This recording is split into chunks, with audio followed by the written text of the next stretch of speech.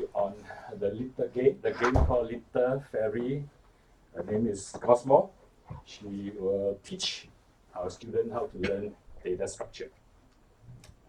So this is my overview. I will talk about motivation, then the game design, implementation, and then the experiments result, and the conclusion, and our future work. In our school, our yearly intake for our first year computer science student is about 400. So that's a very big number.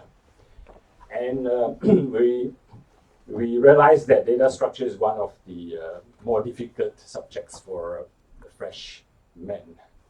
So in view of this, we are looking at a platform that may help our students to learn. Many universities are moving towards flipped learning, flipped classroom, where you take the lessons first, and then you come for a tutorial. So we're looking at this game platform, whether it's useful. And the other thing that we introduce will be the productive failure concept. That is basically to allow students to learn from their own failure. So what do we mean by productive failure? That's basically to encourage students to just learn without a formal instruction. That means they have not thought anything yet. And they will just learn. Just like when we play a game, we do not want or do not like to read the game manual, and you like to go ahead with the game. So it's for the same thing, they will just play the game before they are taught the subject itself. So that's productive failure. This is our little fairy, Cosmo. She will help a student to navigate. And this is basically one of the scene. And this is basically a singly linked.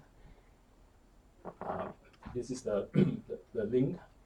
And basically, this is also the link structure that is represented in the game. Okay, so if you look at this interface here, this fairy needs to cross to the other side, and she needs to build a bridge. And this is basically representing the nodes, the value of the link game.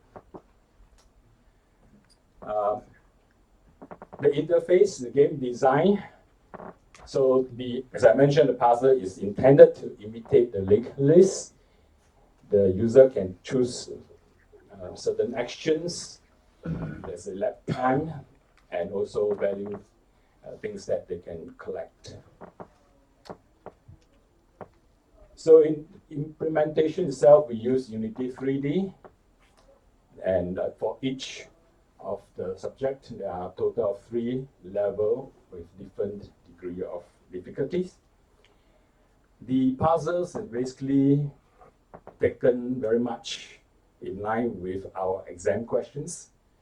So, so when they do this without even taking the formal instruction, they will try to find things out.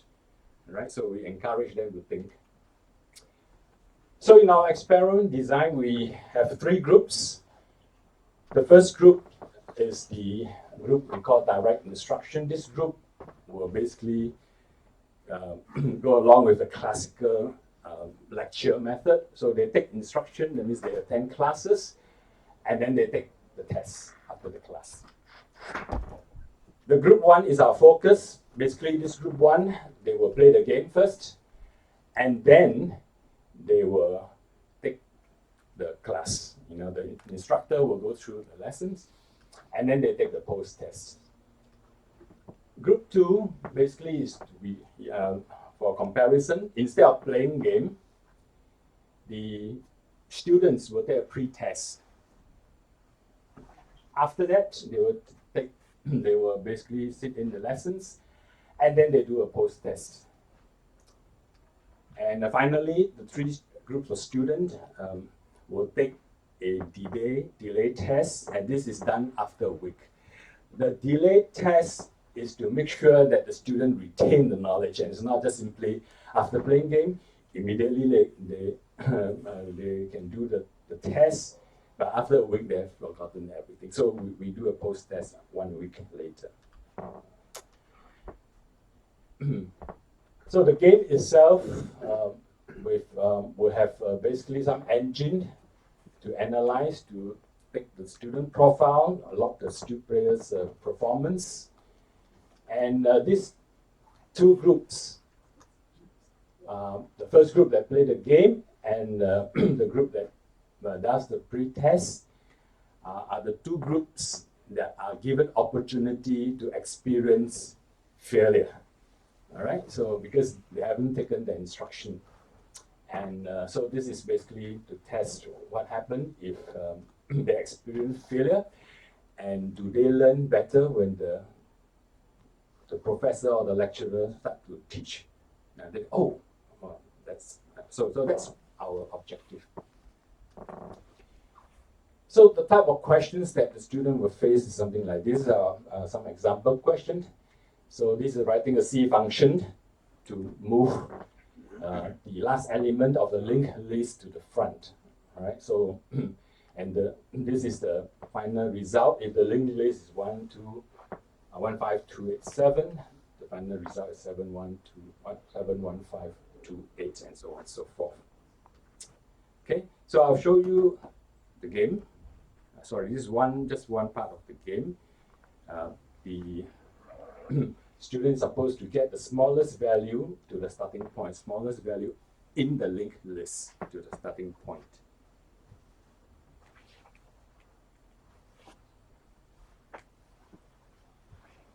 So this is a start. So there's 1 node, 2 node, 3 node. The three green square need to be filled up. So she needs to build a bridge. So she will add more data to the linked list. Right, so she's now starting to build the bridge. So when you insert a new data, it's actually start from the beginning, the head of the bridge. Once it's done, she is now doing a swap between two adjacent nodes, and now she has actually got the smallest number in the linked list, and that's her objective. And once it's done, there's crystal for her to collect, and she crosses the bridge and goes to the next level. Okay? And then there's some statistics and so on and so forth. And then she can go to the next game. Okay, so that was the game, and we do some post-test, as I mentioned earlier. And the result that we saw was that generally, group 1 is the group that played the game. The result is much better, comparatively better than group 2 and 3. And the passing rate, you need 50% to pass, is higher than the other two groups. With the DI group is a direct instruction group, so they actually done quite badly. And the delay test, which is done after a week, this was the result. So the passing rate is actually improved for all the three groups. And for group 1, the passing rate remains the same, 60%, but the mean actually has increased. Okay, so regarding productive failure, this is our conclusion on the productive failure. From the post and delay tests, group 1 and group 2 perform better than the direct instruction group. However, we feel that this is not very definitive because of small number of students that are basically involved, 22. We hope to have more, but we couldn't recruit more than these numbers. But we have to make do with the results. So most of these participants are undergraduate students. However, we feel that this is a good proof of concept before we actually let our cohort of students to play the game. This is just a quantitative result, we also want to know, although the result shows or indicate that productive failure does work, but we also want to understand whether this game help the player to better understand, rather than just simply, maybe it's just happened that this group of students are better than the other group, and so on. So there may be some variable here and there. So we just want to also know that this player actually understand better. So we use the acceptance, we use the technological acceptance model to do our tests. So basically our hypothesis is here, whether the perceived ease of use will help towards the attitude in learning, and the perceived usefulness, whether it's also help to influence the attitude towards using the game. Perceived usefulness, whether will change the behavior, intention to use, and also perceived ease of use will help to increase the perceived usefulness. And the last one is basically the attitude towards using versus behavioral intention to use. Okay, so again, we did some tests. You can read the paper on how we did the test. There's basically, we do not get this, that means this hypothesis wasn't clear, wasn't shown in our test. H2 is also not shown, not clear. H3, yes, so it's quite clear that perceived usefulness will make them more intention to use, and the perceived ease of use will also help them to improve the perceived usefulness, and again the attitude towards using versus behavior intention is not there. So basically, I think it's a small size sample, because this group, we have 22 participants, and this 322 is divided into 3 groups, so we actually have only about 7 students. So it's just basically too small, but we still go ahead with the the experiment, so that we can actually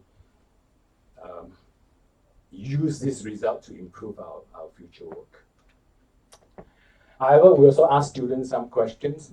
One participant explained that after playing the game, it's easier to understand the instructions when the lecturer explained the concept.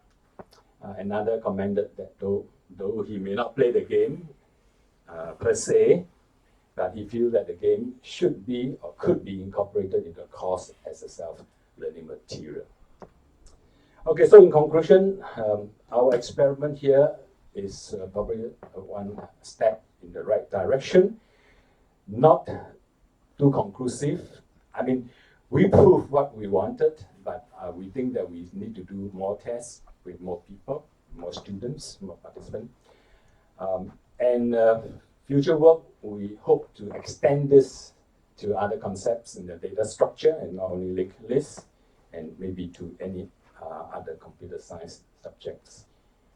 We probably also need to simplify the experiment process, because the reason we get small number is that they need to spend quite a lot of time to basically to participate in the exam. All right, with that, thank you.